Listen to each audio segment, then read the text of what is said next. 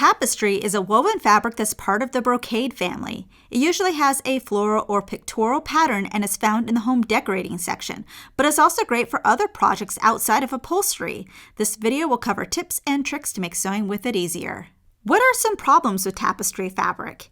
It's a heavyweight fabric, so it can be bulky and hard to sew.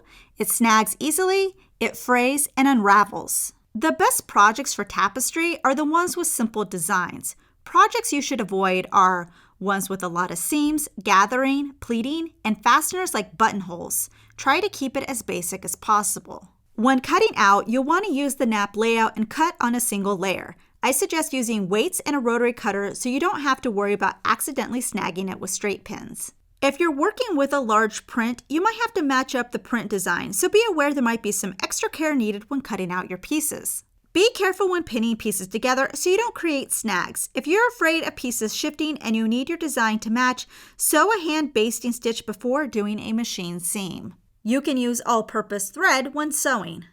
For a sewing machine needle, use a sharp or denim needle size 90-14 or 100-16.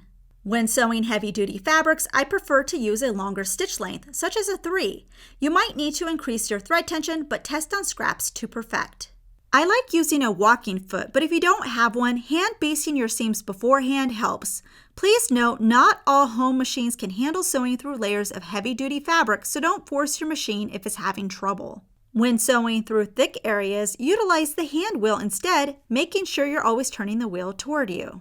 You want to be careful pressing. Use a press cloth in low heat setting or steam and finger press. With heavier fabric, you can probably get away not using interfacing, but if you want to use it, use sew-in interfacing.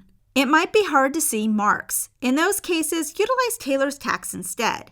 See the video link in the description for a tutorial. The edges will fray, so it's a good idea to finish your seams. An option is either a bound finish with something like bias tape or do an overcast stitch on your sewing machine. Because we're trying to cut down on bulk, if you want to use a lining, make it something lightweight or avoid it. When trimming closed seams, do grading, which means the seam allowance is not cut at the same length but layered. For a hem, a good option is the Hong Kong finish, rather than a standard hem. We'll put a link in the description for this one as well. You can use tapestry fabric for projects like coats, purses, or costumes. One great project is the hooded cloak. See the description for a link to this. Despite its difficulties, tapestry can also provide beautiful results. We hope you enjoyed this tutorial. Please subscribe and click the bell icon to get notified of our new releases. Also check out ProfessorPincushion.com to view our complete library with well over 450 sewing tutorials. If you would like to directly support us, you can join our YouTube membership and earn some exclusive perks. Thanks for watching!